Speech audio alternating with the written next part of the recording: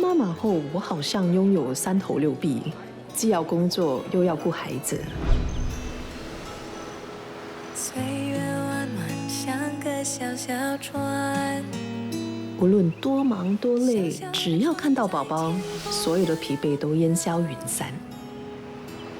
我们常常会忘了快乐多么简单，忘了微笑才是最美的妆。我们都在向前跑，偶尔也会累了，只要到终点，其实就很好。 Baby， 有你在妈妈身边真好。在这段忙碌的旅程中，你就是我前进的动力。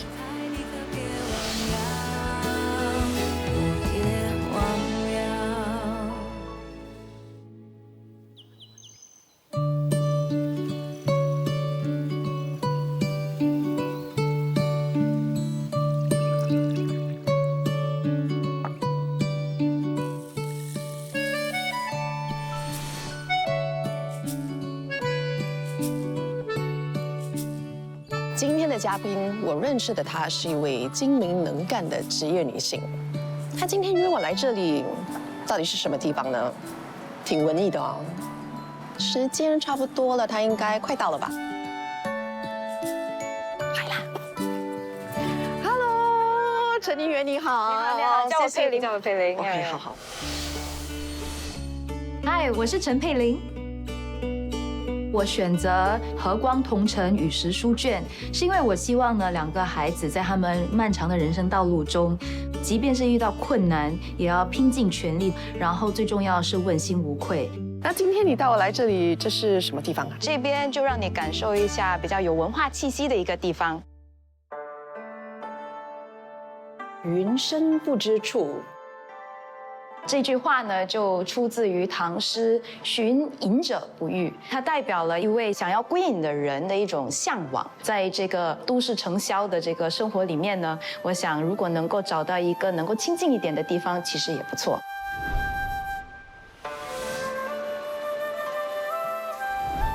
哇，感觉今天会过着一个非常亲近、有文化的一天。这里有古琴、二胡、汉服，难道我们今天是来 cosplay 了吗？你有穿过吗？我没有哎，我也有哎。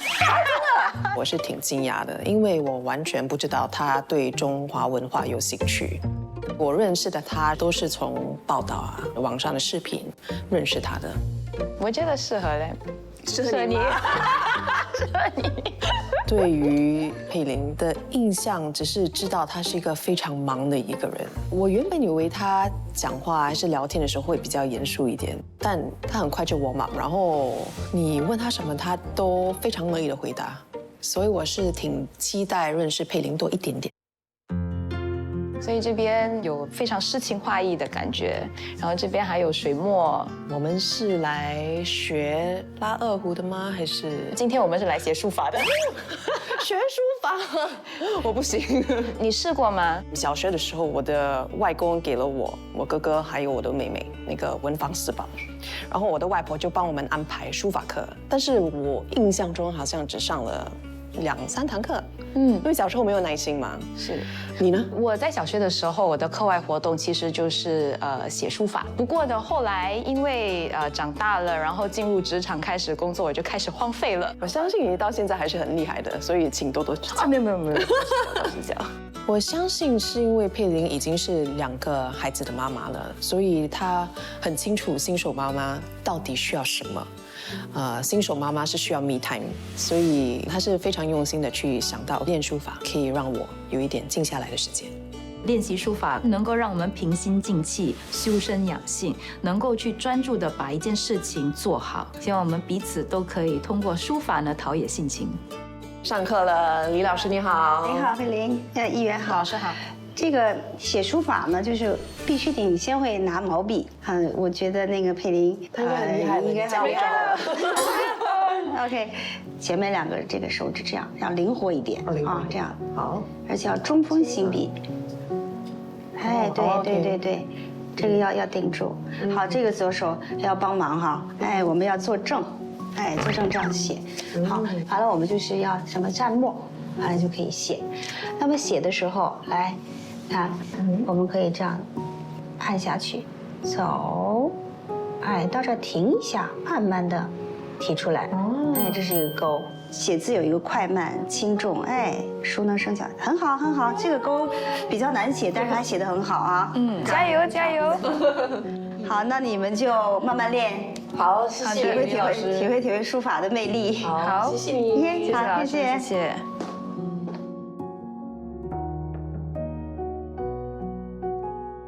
你记得你上次练书法是什么时候吗？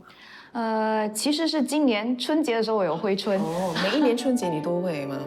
我争取每一年春节的时候，不然如果不练一下，怕会生疏。我通常都是在夜深人静、比较能够平心静气的时候才能够写。是啊，因为你真的是多重身份，你需要为社区服务，然后回到家里要为2个孩子服务。当然你是女儿，你是老婆，你又有一个全职工作啊，你是怎么做到时间管理？当然，首先我很感谢家里有非常支持我的家人，他们都在不同的时候帮我打点家里，还有照顾小孩。作为议员这边，因为已经3届了，所以呢，有一定的这个规律，所以还算是比较能够应付。你会不会觉得越来越容易呢？还是每一天都有不一样的挑战？每天都会有不一样的挑战，不过当然有很多不同的方面。我觉得就好像练书法一样，熟能生巧，就会比较可能有效率一点，或者是比较能够达到预期的效果。虽然现在我刚回来工作，所以还没有找到那个平衡点，但是我就觉得这工作这条路很长，就像跑一场马拉松。那之前可能跑得很快，因为我一个人在跑。但现在我是带着家人给我的爱，还有我宝宝给我那个力量来工作。所以虽然现在跑得比较慢一点点，但是我就相信可以跑得比较远。因为就带着他们给我的力量跑下去。是我觉得他们所给予我们的是生命里的不同的一个动力吧。我看到佩玲练书法，真的看到她那文静的一面，我就从那一刻开始小小的欣赏她了。因为我知道她这条路其实不容易，她一开始有很多负面的新闻。如果我是她，我可能会变成一只箭猪。我希望可以从佩玲的身上学到如何克服困难跟克服压力。我明白你为什么那么喜欢练书法了。我觉得写着写着就会进入一个意境。对，哒哒。耶！我的海马，有点像企鹅。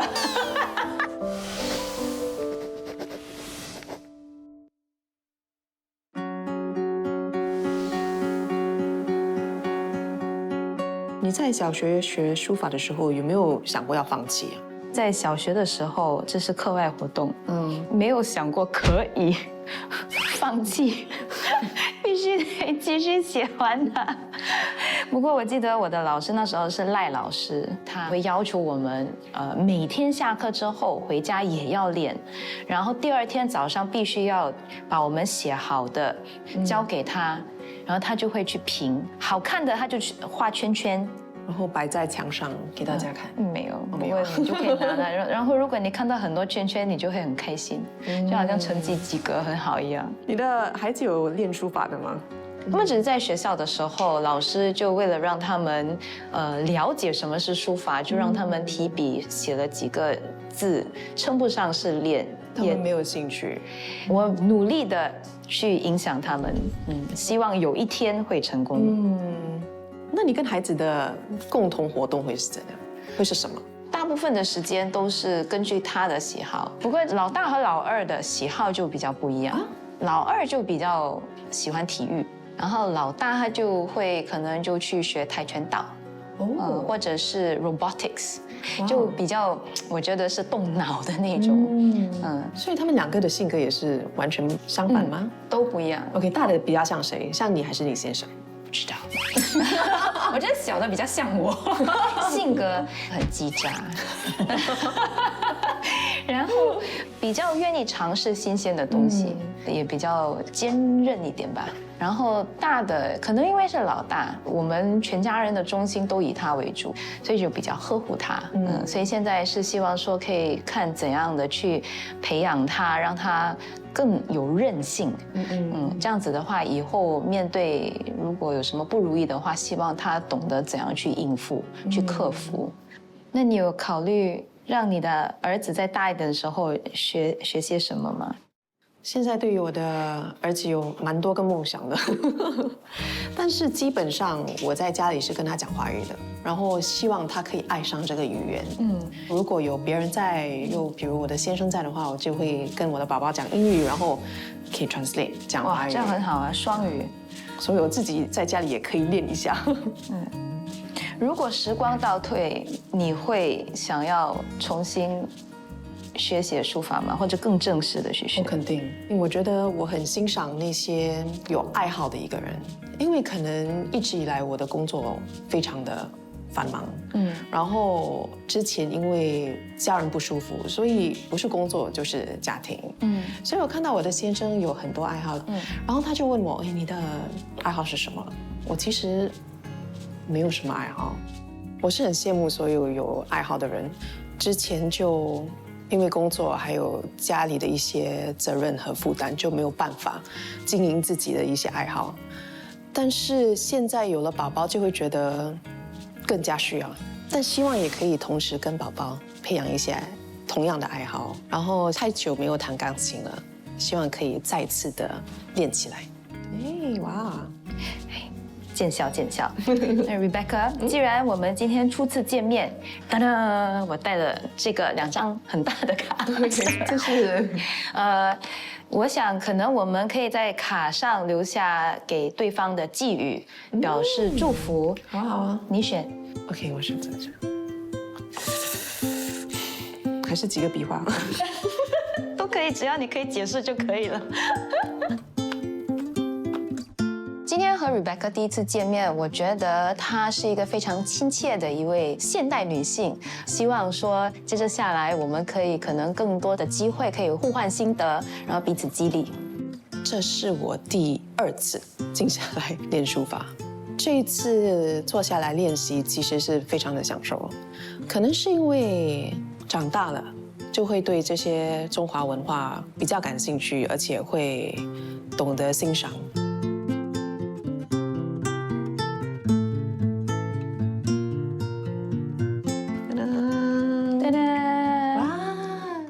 这个是心之所向，希望你接着下来可以随心所欲，随遇而安，然后做什么都是由心而生。谢谢你，收到，谢谢。不客气。那这个幸福零距离就送给你，因为难得我们2位零是在这里，然后祝你天天都跟幸福有零距离。谢谢你，幸福就是快乐。对。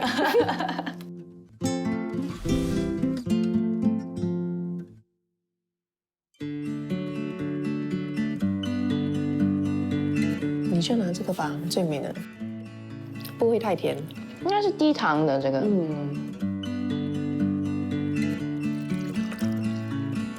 谢谢。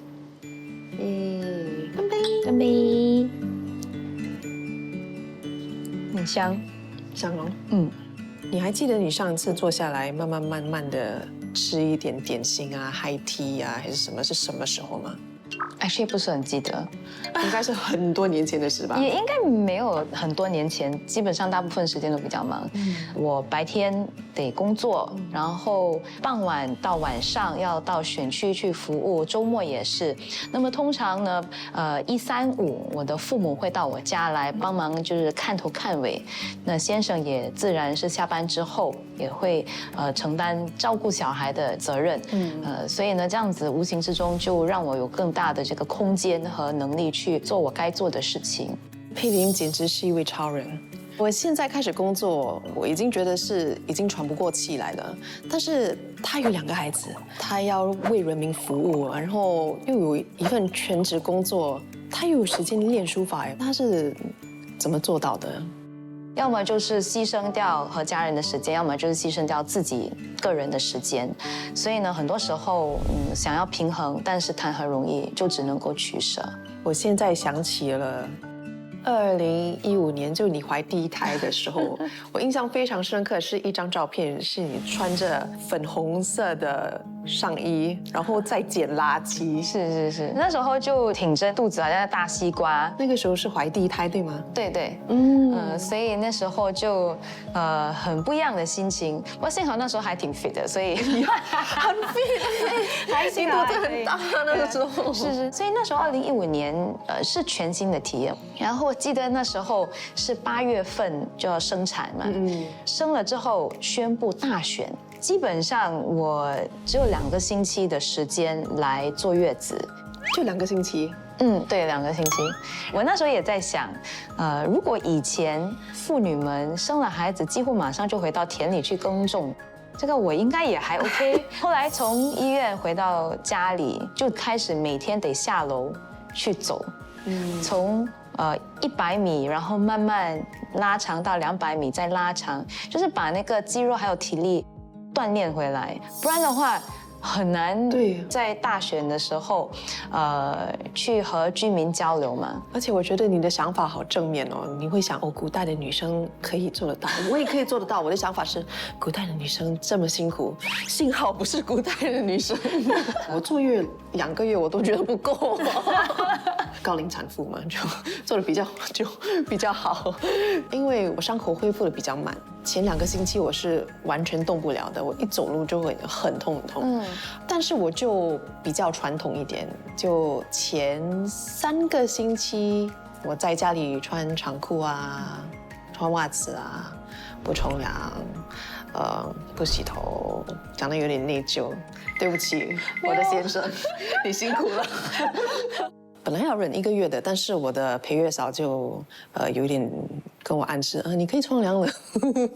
我坐月的那2个月，其实第2个月才开始慢慢的享受跟宝宝相处。第1个月是真的因为太痛了，我连基本的东西我要走去厕所，我一个人都没有力，所以我没有办法跟宝宝有非常宝贵的相处机会。我觉得你做的是对的，应该要把身子养回来。我相对来讲就很不乖，我基本上我生了第2天我就去冲凉，不行，因为要锻炼回那个体力，肯定会流汗。所以我就有去偶尔洗一下头。然后快冲一下有放草药的水，然后就赶快抹干，然后对，让自己舒服一点，然后又希望说少内疚一点点，对，所以我很不乖。OK， 第2胎呢？第2胎你有坐月吗？第2胎有。第2胎因为就没有这个大选的压力，所以我至少可以做2个月。就你刚才说的，我觉得真的要好好照顾自己，然后你就可以把你的心还有更多的体力来照顾孩子。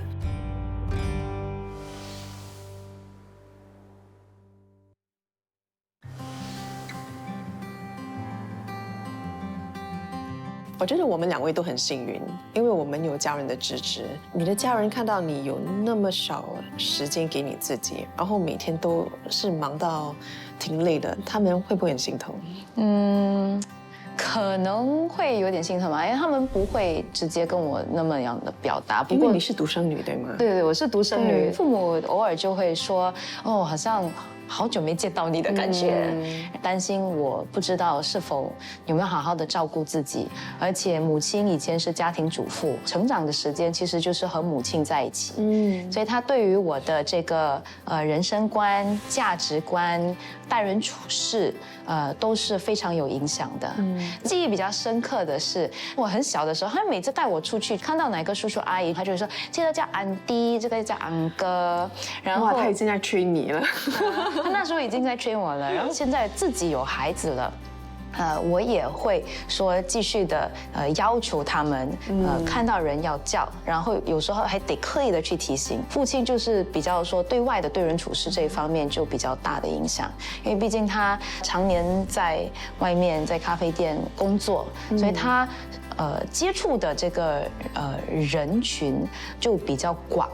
所以呢，很多时候对于怎样去理解不同的群体、不同的人，怎样的去应对，会比较适合。所以现在你跟任何人聊天就会那么的自然，因为是从小灌输的一个习惯。啊，我的爸爸妈妈真的影响我很多很多。就觉得如果不是他们，我就不会有现在的我，因为他们从小就会教我如何珍惜我所拥有的一切，不要把自己看得太了不起。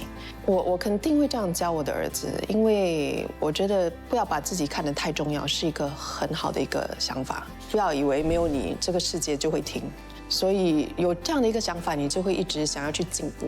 如果你觉得你已经很好了，我很了不起了。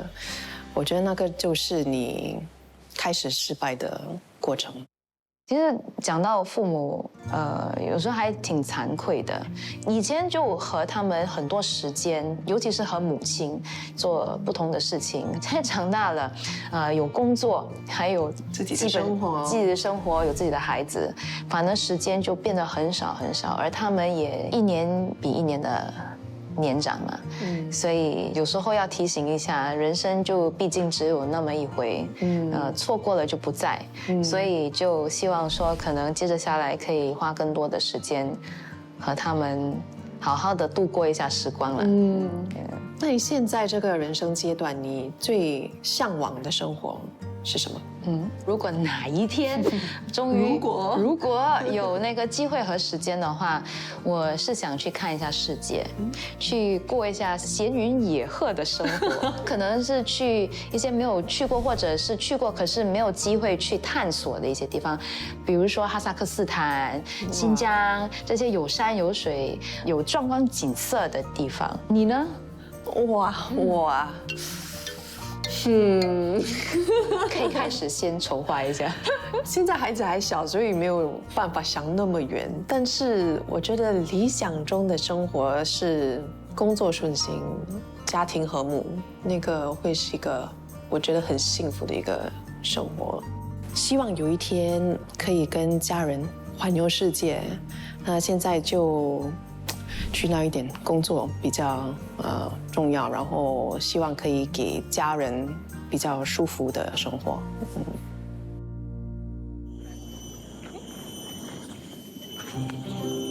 你好像很久没有放松了，所以我今天特地安排了一个 Lazarus 一日游给你。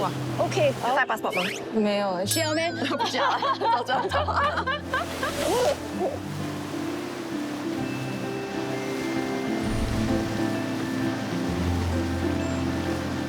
会不会兴奋啊？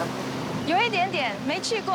新加坡的岛你有去过哪几个？圣淘沙。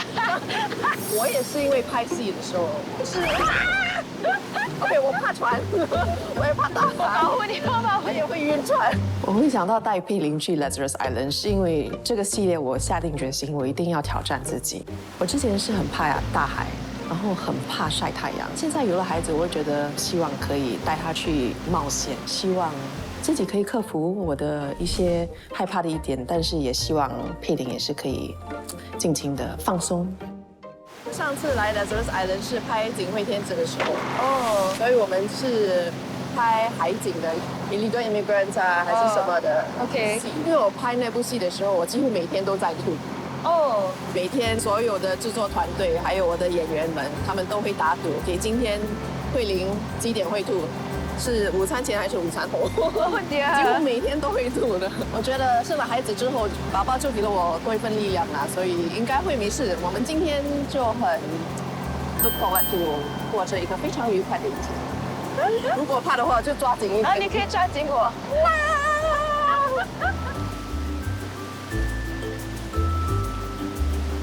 我没有想到 Rebecca 会带我来这个 Lazarus Island， 这是我第一次来，所以呢，能够和她一起结伴来这边看小岛的风光，我觉得是一个非常愉悦、非常特别的一个感觉。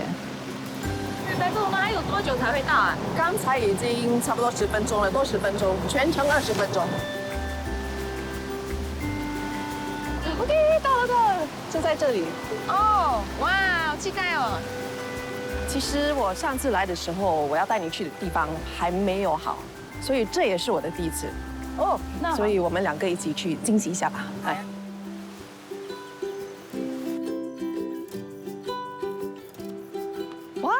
哇，阳光明媚，风景宜人。我今天特地准备这些小小的惊喜，是希望可以让佩玲接近她向往的生活，可以让她放松的机会。如何？第一次来 Lazarus Island 的感觉？我觉得挺好的，可以让人比较平静、很淡定的感觉。那你呢？相对上一次你来的时候，完全不一样的感觉。因为上次来是为了拍戏，那这次来是有一种大海治愈的感觉。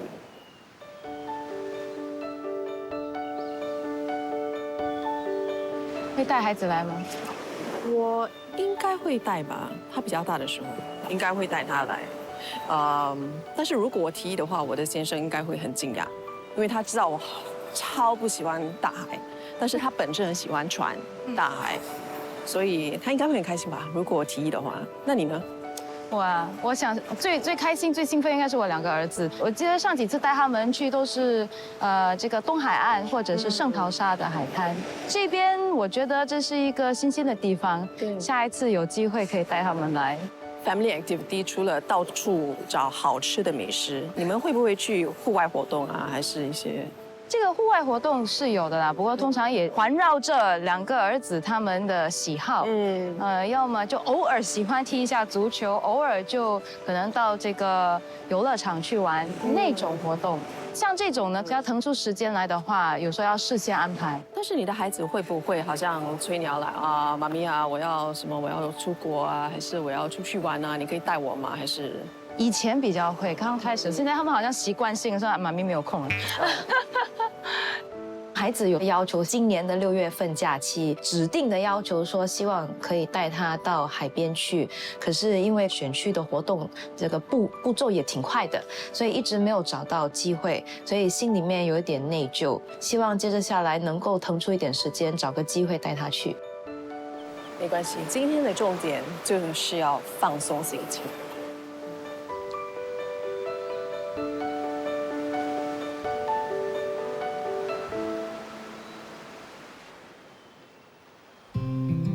吹了海风的感觉如何？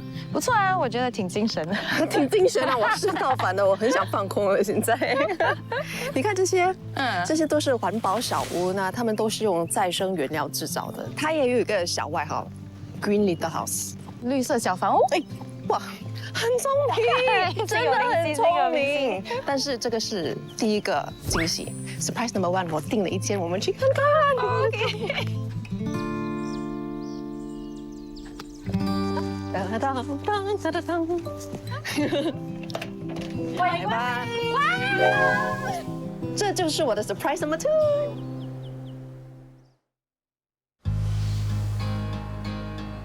我订了一间，我们去看看。当当当，欢迎吧！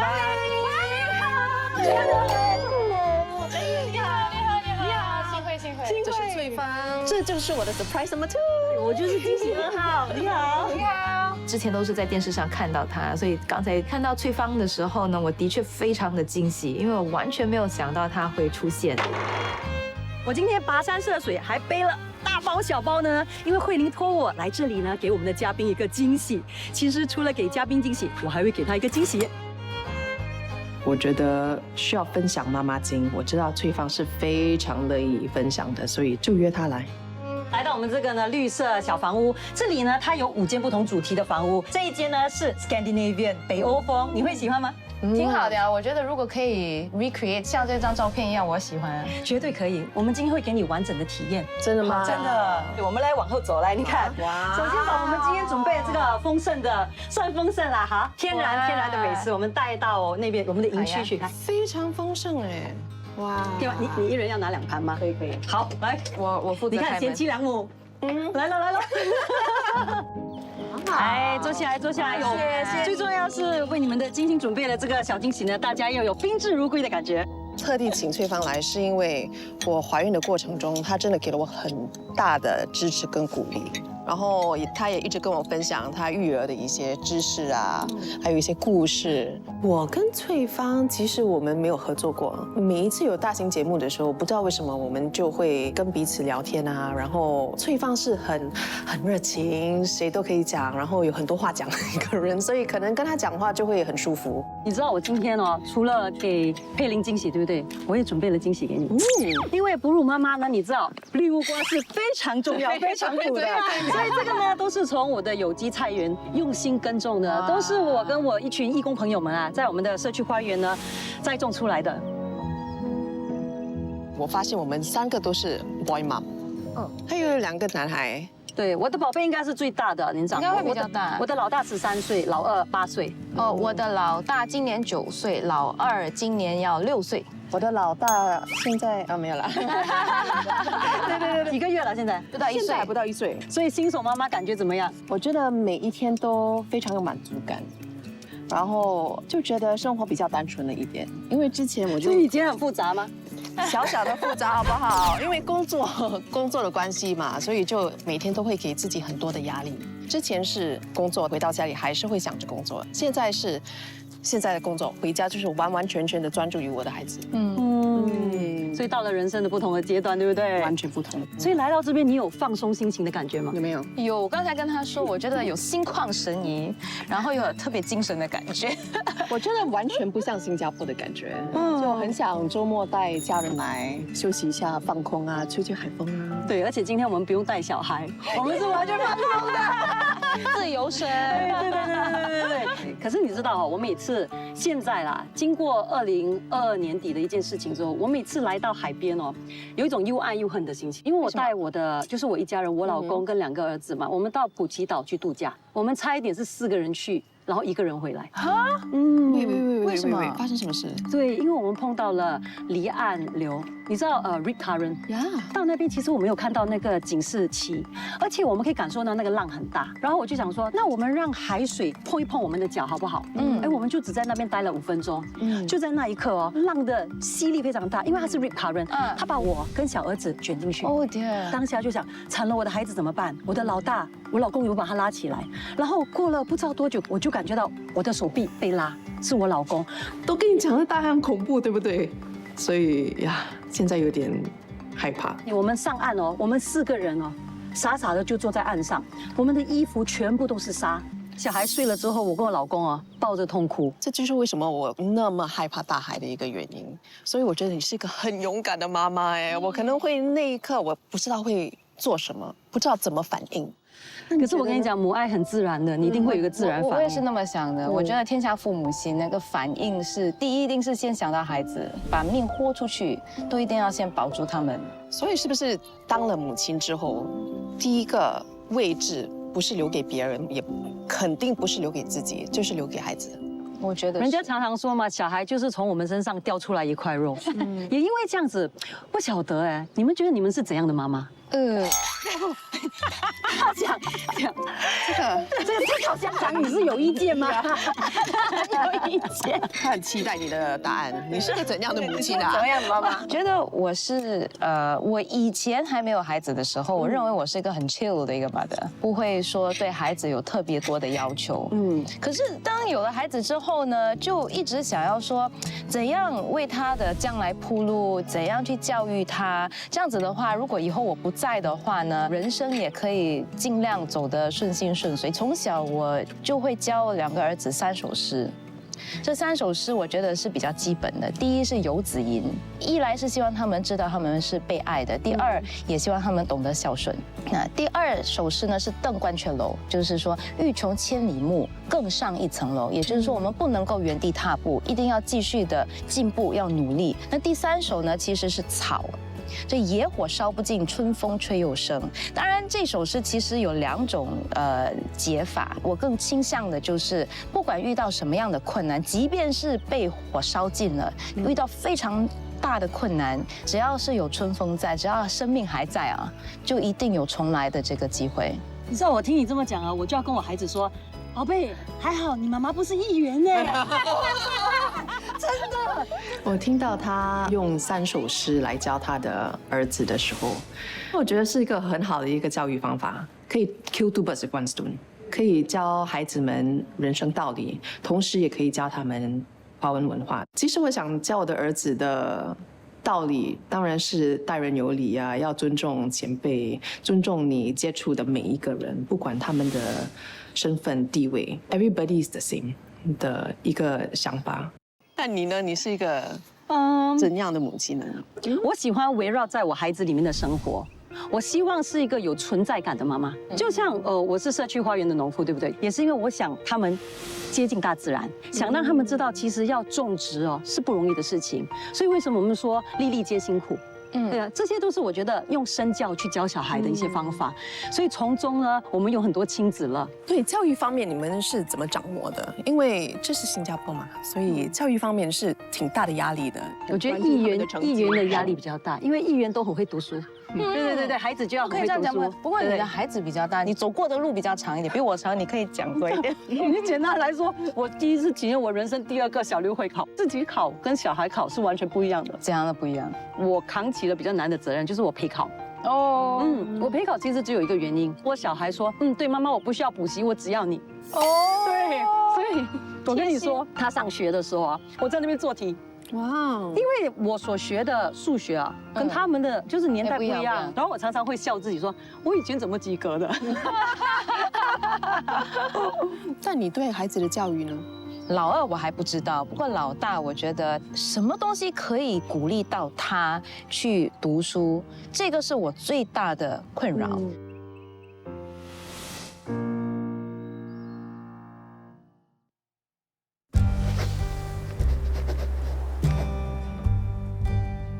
老大，我觉得什么东西可以鼓励到他去读书，这个是我最大的困扰。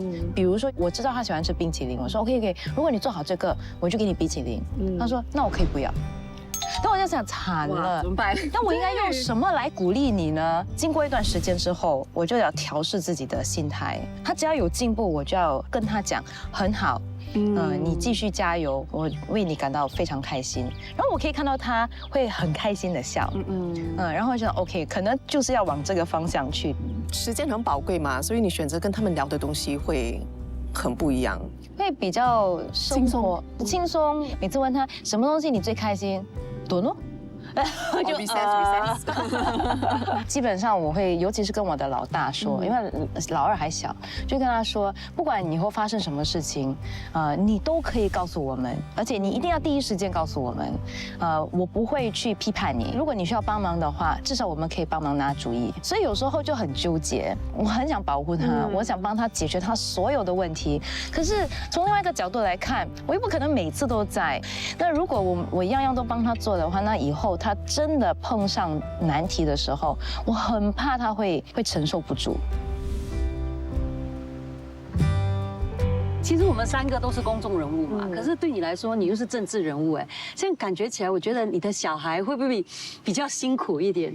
压力也还是很大的，因为要确保在外面的时候，他们怎么待人处事，我要求会比较高一点。所以每次呢，在外面有时候碰到认出我们的人的时候呢，我就说，哎，你一定要特别有礼貌，你要绅士风度一点点。这些就我觉得对我来讲是有一点小压力，不过我觉得到目前来讲还算是正面的。我觉得每一份工作都有他自己的压力。艺人如果我们做了一些不对的事情，对我们来说可能也是当作是娱乐新闻。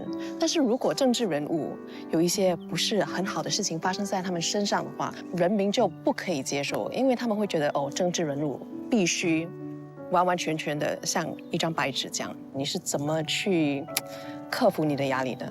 其实也要看是什么样的状况引发的，因为不同的这个性质，那个压力的程度也不一样。可是你从这一开始呢，你的新闻会不会让你觉得负荷不来？会吗？会啊，我觉得是让人窒息，而且有点是晴天霹雳的感觉。我觉得也是我人生到目前为止最黑暗的一段时间。2011年刚开始参选，然后成为议员，那一整年甚至是接着过后的几年，其实对我来讲非常的艰难。单纯的就是想要来服务。可是当下的那个整个政治氛围就比较激烈一点点，然后也是这个社交媒体刚刚崛起的时候，都会有很多人的批评。而且他们也会从我的家人啊、朋友的社交媒体去拿那些照片啊，然后就拿来开玩笑。当时我记得，每天呢就回到家，到了晚上回到家就会哭，就会在家里哭，就很崩溃的感觉，因为紧绷了一整天。在面临很大的压力的时候呢，希望说可以退到这个安全的这个空间里面去，团队、家人，就是这个自己可以信任的人，自己可以信任的人，就希望说他们可以围绕着我，可以给我一些鼓励。因为在你非常混乱的时候，或者是在我非常混乱的时候，有其他的人，他们可以以第三方或者是比较平常心、比较冷静的一个状态来帮我去分析，然后做我的那面镜子。我相信你们作为艺人，肯定也有面临压力很大的时候，你们又是怎样去抒发的？其实还好，那种红的才有问题。没事，都可以。没有，我觉得我们每一位都一定会面临这种压力的。我跟佩玲这一点是蛮相似的，就我入行的时候也是有很多人说的一些不好听的话。当然当下会很伤心、很难过，就会觉得自己到底适不适合做演员。我是怎么应付的，我就删掉，不要去看。最重要的是，我会叫我的家人不要去看，我不想因为我的工作影响他们的心情。我自己难过就 OK 了。我现在真的要夸你们2位，因为你们真的是我可以学习的好榜样。就比如好像你刚成为妈妈的时候，你还是继续拍节目，对不对？对，其实而且都是出国的节目。对，我怎么办到的？我每次拍行脚猎的节目的时候，出国那7天，感觉是给自己放假，可是他又让我做我热衷的工作。像我的老二，其实我怀他的时候我都不晓得然后我都在接出国节目，而且我们都到很辛苦的国家去，可是他也就跟我一起我们并肩作战，就不要去想太多。虽然只是初期，很多时候我觉得我们当妈妈不可以什么都抓得很紧，抓得很紧的话，我会把自己憋死的。好像刚才慧玲一直在这边和我们一起看风景等等。不过我知道，其实她作为妈妈，心里肯定还是会偶尔想着孩子，会吗？会啦，偶尔就放饭的时候就会开始想他。谢谢你来陪我们。没有，孩子们来家里。这几天我跟佩玲相处了之后，就会觉得她是一位很亲切、很敢于做自己的一个人。她不怎么害怕别人对她的一些想法，她就很有自信的做自己。就相处的时间不久，但是好像认识很久的感觉。我妈真的很喜欢她的，她觉得她是一位遇到困难就会 rise up stronger 的一位女生，因为她在师奶杀手。所以你可以跟她讲一声嗨吗？嗨，安迪，爱你。我觉得当了母亲之后，我非常喜欢跟妈妈们聊天。因为可以从他们的身上就学到很多东西。可是我觉得很重要一点我们可以学，可是我们不要羡慕。你可以向那个目标前进，可是我觉得不要为了一个目标而忽略了，其实身边有很多非常该珍惜的东西。而且不要好像每个人都这么做，我也必须这么做。我觉得这样给自己的压力会很大。我觉得母亲这份责任很重大。就是个 never ending 的一份责任。我的孩子不到1岁，我已经在想很多东西了，所以就一步一步来，做好自己，那个我觉得比较重要。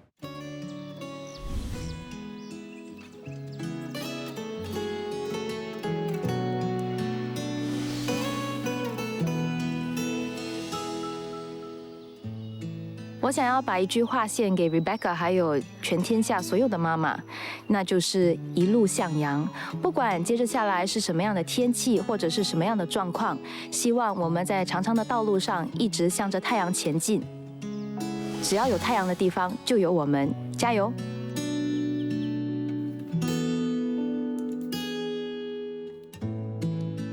一路向阳给我一种温暖的正能量，也是个温馨的提醒。不要一直执着于过去，一定要为重要的人和事勇敢地前行。加油！